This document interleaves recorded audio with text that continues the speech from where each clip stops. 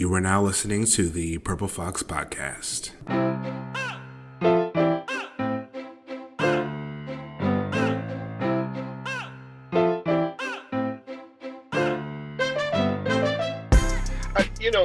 At the end of the day, like everything, what we're doing right now came from those circles at Monday Night Mission, right? Everything came from that. What can we do more? But we couldn't have had those discussions, or there would have been any sustenance unless we went to Skid Row and we served the meals we served. Yeah. So I think, one of the things I'm really grateful for is that. What's going on, everybody? This is Kevin Eze, your host of the Purple Fox Podcast. Today I have on Mel Telekaratne. Did I say that right? Yep. All right. Mel is an advocate for the homeless population of Southern California, dedicating a decade plus to the cause, and is also the co-creator of the End Homelessness California nonprofit and all of its subsidiaries. Welcome to the Foxhole, Mel. Thanks for having me on, Kevin. So really quickly, I was going through your profile, your public figure profile, to craft your bio, and I saw your tag. It's like advocate, friend, and asshole. You gotta do what you gotta do, Kevin. You're not an asshole, man. You're tough. You have tough love. It's tough love. So before I start with a few questions, I just wanted to read you a bit from this Spectrum One news article written by Catalina Villegas entitled "How Homeless People Are Braving the Cold SoCal Weather." So she starts at a safe parking site in Los Angeles. 77-year-old Jose Villa is getting ready to spend a chilly night in his car. Villa has MacGyvered his way through homelessness for the last year. He also uses his car heater at times to stay warm. He could be even warmer if he walked 100 yards away to the weather-activated winter shelter program at the Glassell Park Recreation Center, which First to Serve and the Shower of Hope are servicing. Robert Rodriguez, who works for the Shower of Hope, knows exactly how hard the nights can be. After all, he has been living out of his car for the last year. Quote, the cold air comes in sometimes, nothing is 100%, Rodriguez said. So it creeps in a little by little. So yeah, I wake up with my feet pretty cold. That's why he's thankful that the Shower of Hope is not just providing homeless people access to a hot shower, but also giving them items they'll need to stay warm overnight, whether they decide to use the shelter or not. So my first question to you is, what do you feel when you think about the programs you've been able to create and how they've been able to help people? I think what we've created have been like a steady progression of what we saw the need was. Mm-hmm. Started off as you were a very frequent, consistent volunteer of Monday Night Mission. Mm-hmm. That was just, my first foray into, to be honest, what homelessness was in LA. I didn't know, back in 2011, it wasn't as visible. It was much more confined to Skid Row. Yeah. And living more or less on the west side, living in the valley, I was kind of sheltered from it. Mm-hmm. And then just driving through Skid Row by mistake was this, whole shell shock episode of, wait, what is going on? Then understanding how much of an unhoused population there is in Skid Row, and then understanding like why it's there. So the reaction to that was basically starting with friends to serve meals on Skid Row on Mondays. That's why we called it Monday Night Mission. That progressed really fast into Monday through Friday night. And as you know, we did that for a while, but one of the things we noticed while we were doing it was that there was a lot of things missing in really addressing homelessness. And Right. what I mean by that is, even to this day, to a very high extent, we're not actually addressing homelessness. Hmm. It's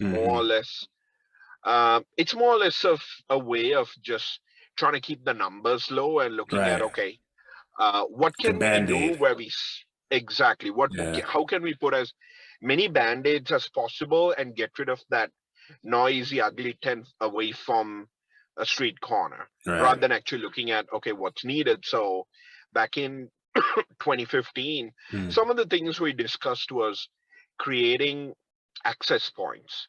So before, 5, 6 years ago, if a person needed help and they were unhoused, they would have to go to Skid Row, maybe get help in Hollywood or Santa Monica, but mainly go to Skid Row. Right. And unfortunately, for a lot of people, what would have been like a small episode, they go to Skid Row, they become a victim of crime, or Mm. because of everything happening, they become, they get caught up, they get addicted to drugs.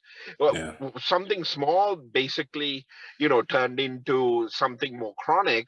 And also, a lot of people weren't willing to get help because they knew about Skid Row and they're like, hey, I'm not going to go down there, right? Yeah. So, wanting to create separate access points from Skid Row is what led us to the Shore of Hope. Yes, Yeah. of course, hygiene is a must. We all know that. We to be honest, like we take it so much for granted, we don't even think about how important that shower is every day in the morning. But um, for a person on the street, it's a matter of life and death, right? Even before Yeah. COVID. So that's how the showers started. Then we noticed the folks who were living in their vehicles, so we started safe parking. Hmm. Um, Once we started our safe parking programs, we noticed that um, we have students who are living in their vehicles and struggling to educate themselves. So that's how we started the whole Housing for Students program for community college students, and Yeah. also our workforce development program where we hire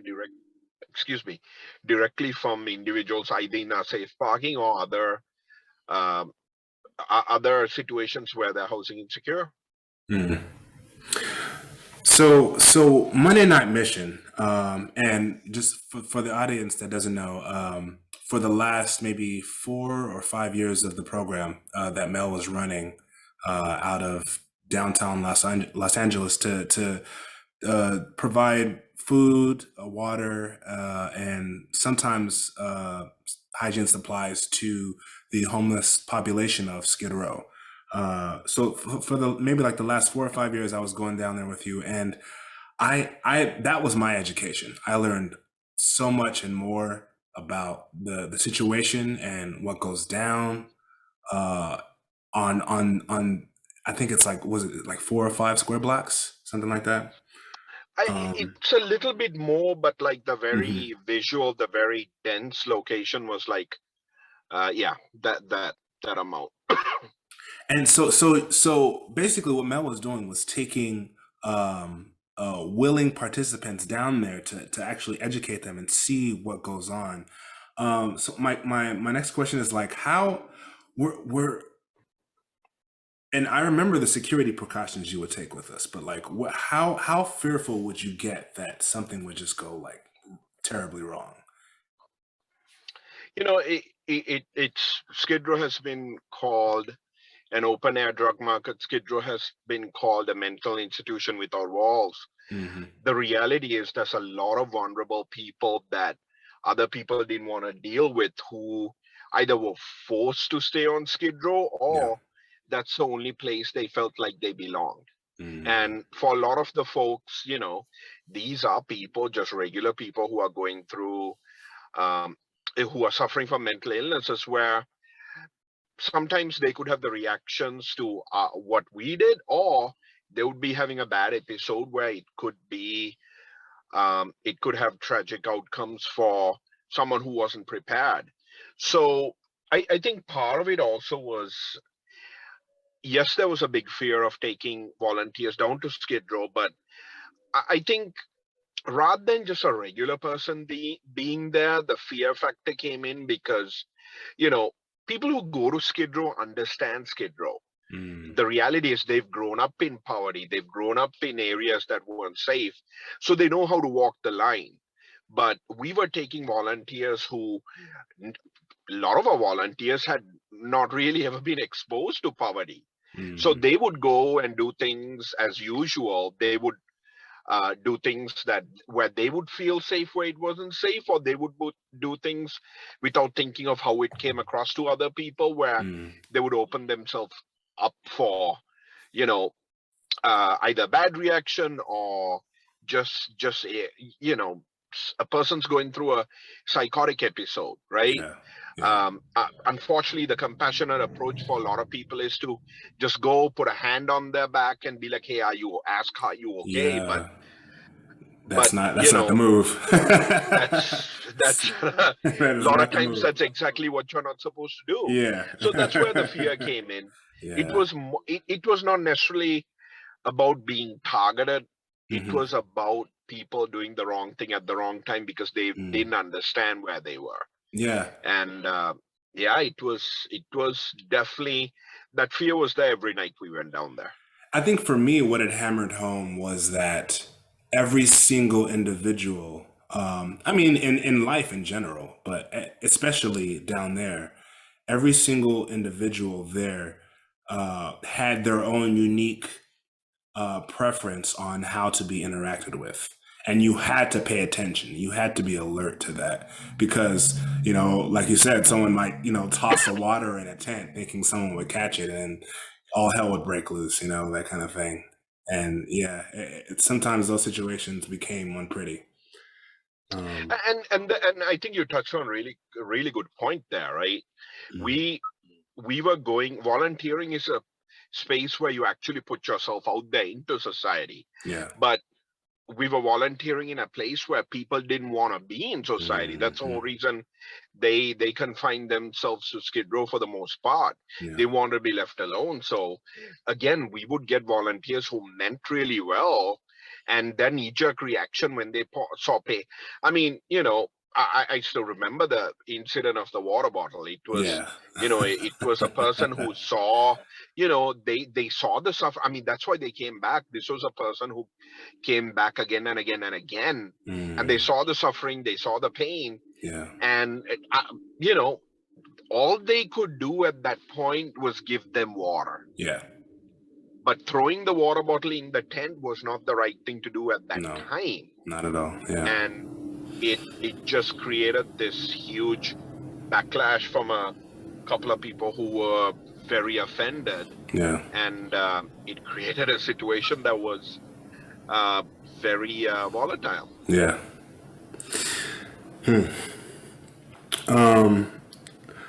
So we did this for a while, and eventually we got to a point where the site that we used to set up, I think it was the Burger King on Grand and Cesar Chavez, or I believe.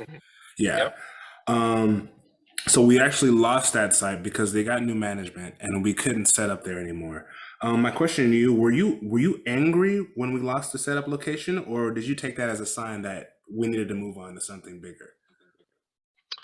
I wasn't angry because the Burger King that we're talking about, you know, they were dealing with their own issues. They were just staff working at a fast food restaurant where they had to deal with a lot of unhoused individuals.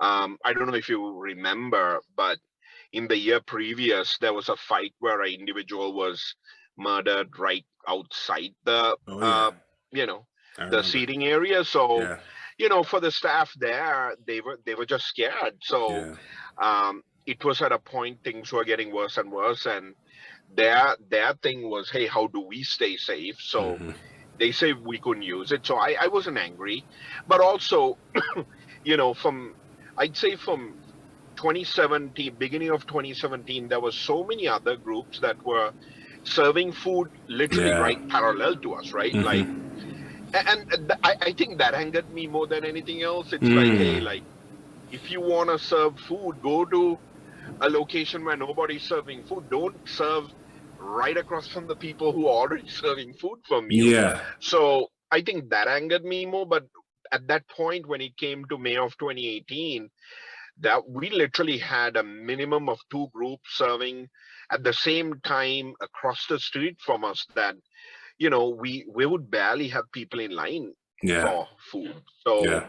when we lost the Burger King, it was a question of, hey, like, we can look for another location, Hmm. but did we really need to distribute food down there? And the answer to that was also, that was the point that we were really involved in the Cheetahs movement, Hmm. and we really needed to push for getting more and more awareness out there. So it Yeah. was a decision made on the fact that we could do more with advocacy than we could do with serving meals on Skid Row at Definitely. that point. And I personally was very proud of the movement that we started. The Cheetahs movement was a movement that was birthed from the Monday Night Mission crowd around uh, providing more. It was mostly around when the Me Too stuff was going on.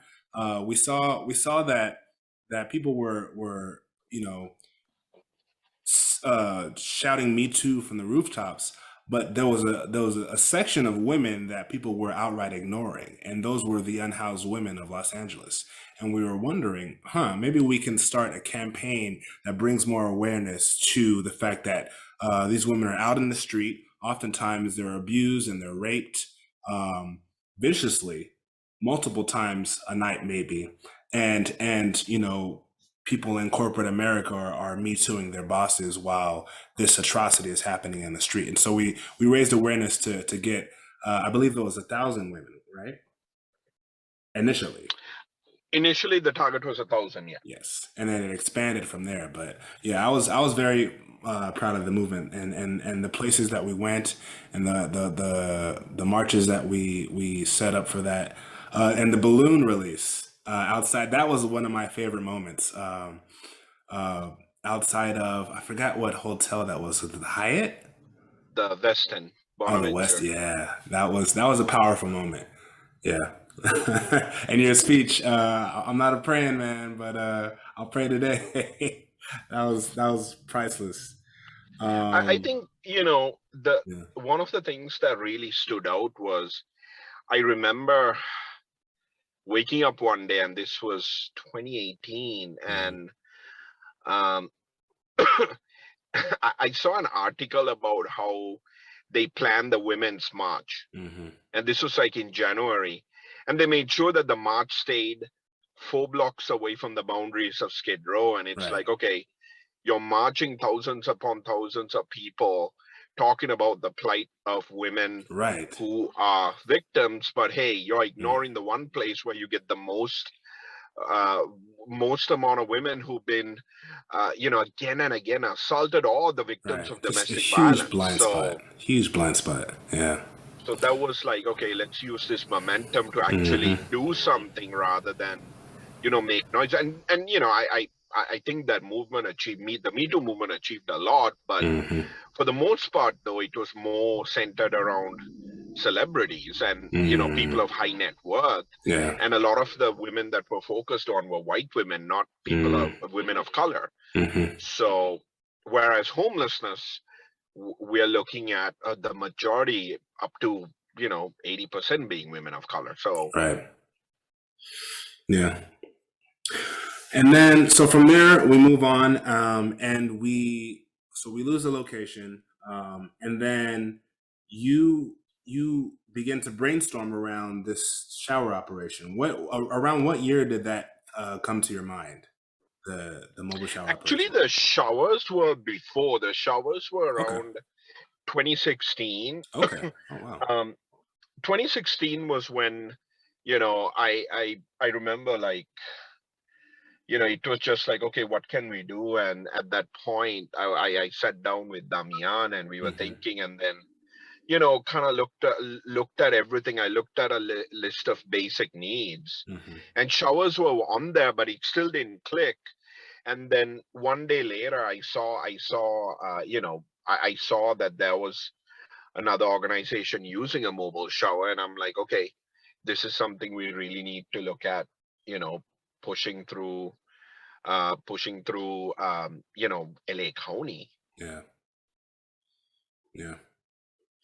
Um, and on that note, actually, so there are most likely several things, but what is one thing you wish the county would provide to the organization that so that you can make the largest impact? If there was one thing, I know there's several things, but if there was that one thing that you could have and be like, oh, okay, now we can make moves. What would that be?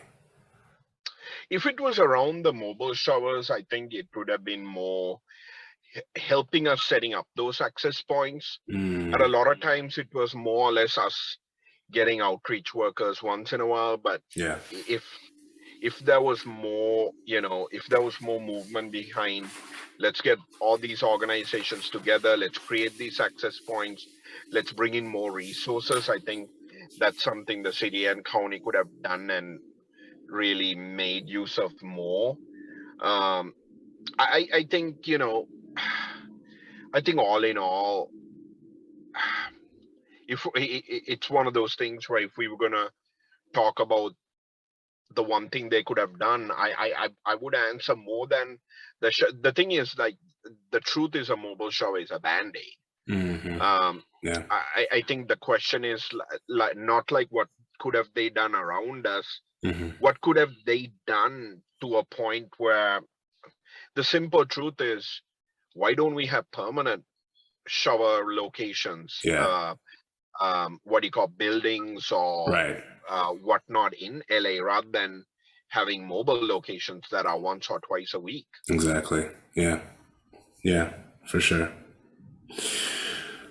How how do you handle and cope with some of the things that because you've been doing this work for a while. So how do you handle and cope with some of the things you've seen pursuing this work? I think it's really important to understand that it's not just when you see something; it's something where you have to take care of yourself daily. Hmm. Um, from not just the situations, dire situations you see people in. And what I mean by that is, we come across people who might be having a extreme psychotic episode, Right. a suicide attempt, or overdose. But Hmm. in reality, all the people you see that are coming to our sites or we're helping, they're going through that they're showing little symptoms of all the trauma they've seen. They Right. might be just standing in line, quiet, waiting to sign up for a shower, or it might be the kid that we just interviewed into our student housing program. Mm. They're not going through they're not going through a chaotic episode. They're just showing the little effects of what it means to have lived their whole life through trauma. Yeah. Even though it's little, it still affects you. You still think about it. So it's about taking care of yourself daily.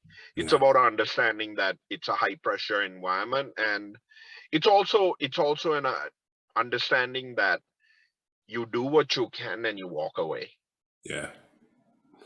Yeah. And I think from one of the biggest things I learned when I was working the Boyle Heights site with Andres um, was that, and also actually MacArthur Park was where I learned that lesson the most. Actually, was that you can't like there's nuance. You can't really push too hard, around what you're inviting them to. I remember a guy walking past us one time, and I was like, "Sir, would you like a shower?" And he was like, "Do I look like I want a fucking shower?" And I was like, "Have a good day, sir." You never know what's gonna, and it's important not to take offense because you never know what that guy just got out of, or what he just got into, or what what just went down in his life. And it's one of those things where you learn who is ready to be invited in and who's not, and there's those levels. The timing part is everything. Yeah, The timing part is everything, and it's you open the door, you create the space, but at the end, it's up to the individual to yeah. accept your Walk help. through. Yeah, So, yeah. yeah. What's one big takeaway that you've learned about homelessness in general that you didn't know before you started this work? That everything starts at more or less starts at the family level. That it Mm, starts at a very young age. yeah. And what I mean by that is, and again, it's just to say it that way doesn't do it justice. There's a lot of things that contribute to it. Mm, If for people living in poverty, um, for people living in places where they don't, let's say a single parent doesn't have the resources to really take care of their children. hmm. So there's other nuances to it, but a lot of this starts at the early ages. We even when it comes to mental illness, a lot of what we're seeing, people are now talking about the effects of, rather than it being a mental illness, this is untreated post-traumatic stress disorder. All right. This is untreated just stress from it. It could have been um, it could have been kids of a family where there were members of the family who weren't present. The Hmm. members could have been abusive, or they could have been going through their own psychological traumas. All But right. that, for the most part, is what really sets the stage. And it's unfortunate because when we look at people whose face struggles and don't fall into these situations, it Mm, still comes down to family. yeah. What I'm talking about is, you know me as an adult, I could make a mistake, I could be arrested, I could get into drugs, but Hmm. still having family support, having friends Yeah. to support Yeah. Definitely means that support group. Yeah. I won't fall into that place, Hmm. or the chances are highly unlikely. But Mm, when you're coming from poverty, when you're coming from not having enough um, support, and unfortunately, this goes hand in hand with coming from a background of poverty. That's what leads to, people getting into situations where they don't have a way out other than to, you know, mm, live outside. yeah. So it's unfortunately, not having the right resources. Poverty leads to more poverty. And on another note, I think it's really important that I think we have to have a conversation about making people understand what parenting is. Yeah. And a lot of people don't understand what it means to be a parent. Mm, And that has so many effects. We see so many individuals becoming homeless just yeah. because of how they were treated when they were kids, because There's a their lot of parents didn't youth on know the better. street. Yeah, for Yeah. sure. Yeah. And that's it reminds me of like just I don't think people realize the just the slippery slope it is.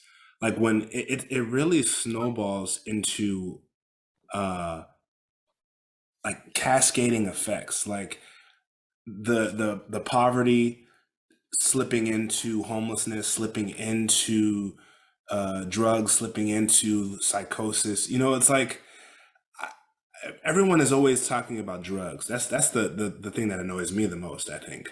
And I always ask them when they talk about, oh, homeless people, they just want to stay on the street and do drugs or whatever.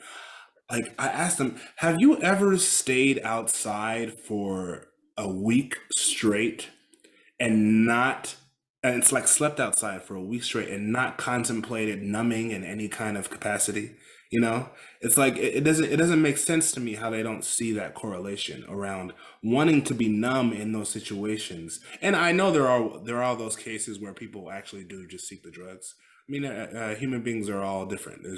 They're not a monolith, but just not being able to see those connections frustrates me at times.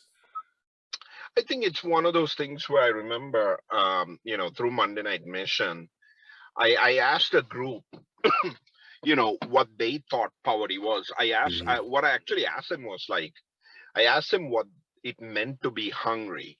Hmm. And, a lot of like when people started answering, I pressed and pressed and pressed.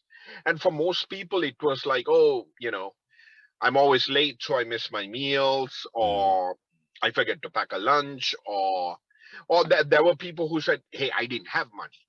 Hmm. But when I pressed the people who said I didn't have money, I'm like, "Hey, Could you have, I know you were broke, but could you have called your parents? Would they have wired you money? They said yes.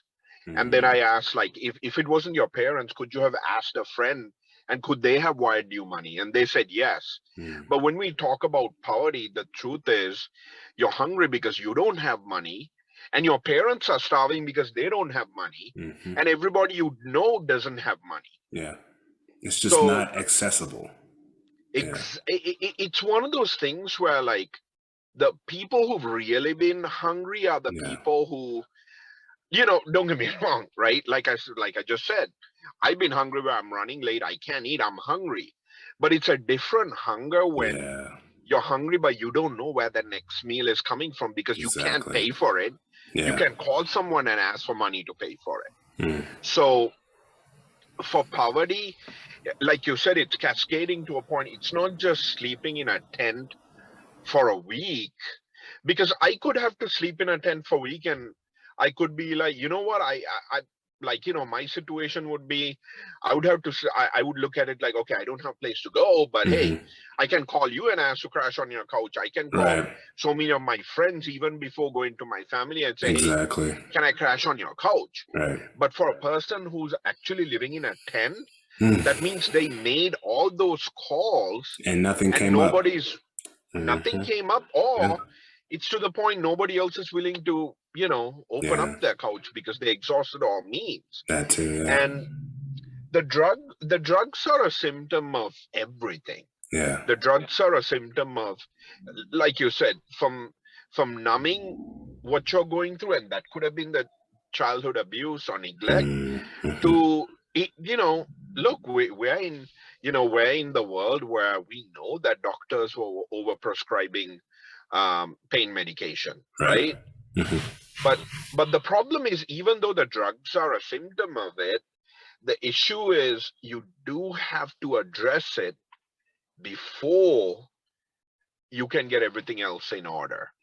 So that's it's a distinction where, it's becoming more and more harder with the amount of drugs available, and the lack of facilities available for people to get clean. It creates this, situation where, okay, where's the way out here, right?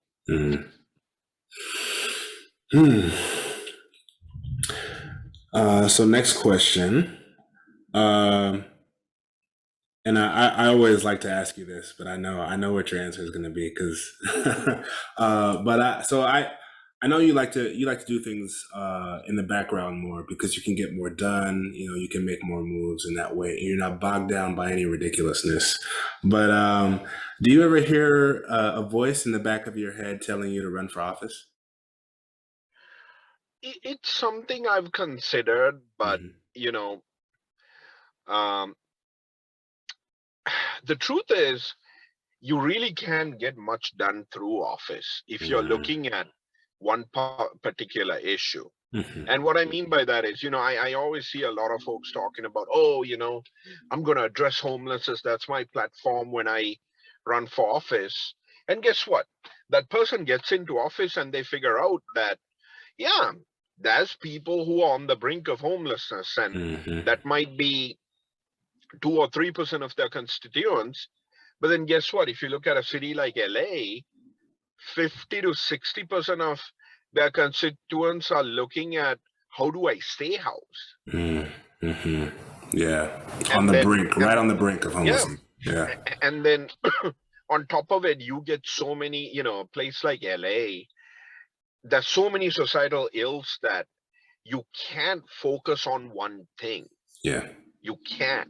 It's like we have so many things going on that we have to fix, that thinking that you can change things from office, if you couldn't change things before getting into office, I don't really know how you can change things after you get into office. Right.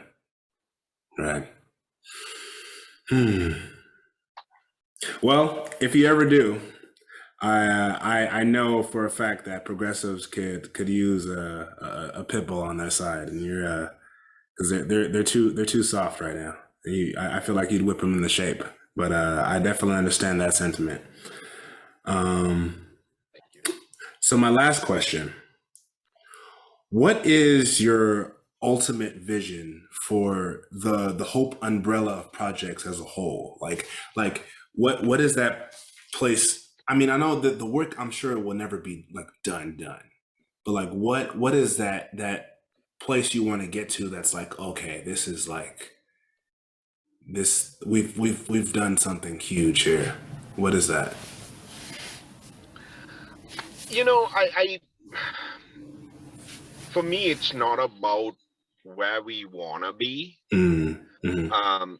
I mean, let's be honest, right? Like, for us going to Skid Row, we always had those little circles. Yeah. And My at favorite one part, by the point, way. Yeah. it was that part where we made a little circle, and I kind of think of it as a way of we kind of dreamt of what we could have. Yeah.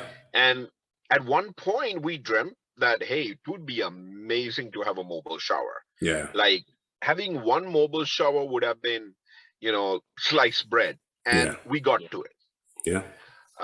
Safe parking was something we wanted to have. We got it. Mm-hmm. Student housing was something we didn't even think we wanted, and we got it. Yeah, I'm glad you guys took that step. Yeah. I think, there'll never be a part where it's like, have we done enough? I don't think we'll ever be able to do enough. That is one thing I can tell you for sure. We'll never come to a point where we can say we've done enough, because this is such a huge problem, not just homelessness, but what leads to it: mental illness, the substance system abuse addiction, as a whole. Yeah. The broken foster care system, the broken justice system, everything. I think our thing is, how can we be organic? We just opened a third dorm in Long Beach. Hey, if we can open a fourth dorm right now, that would be great. But it's never about how much can we do. It's more about how can we do a little bit more. Well, Mel, this has been a great chat. I mean, we have these conversations often, but yeah, I greatly admire your vision and your drive, more so, and yeah, it's a privilege to get to know you and to know you, honestly, and the relationship we've developed over the past years. And yeah, I'm excited for what we can pull out of that hat, because it once people are alerted to what's going on, it seems like there's no end to how many people want to actually contribute to this thing, once they know what we're up to, because they look around, they're like, who's helping, who's doing anything? And then when they see this, they gravitate towards it. And it's been an honor, to be honest.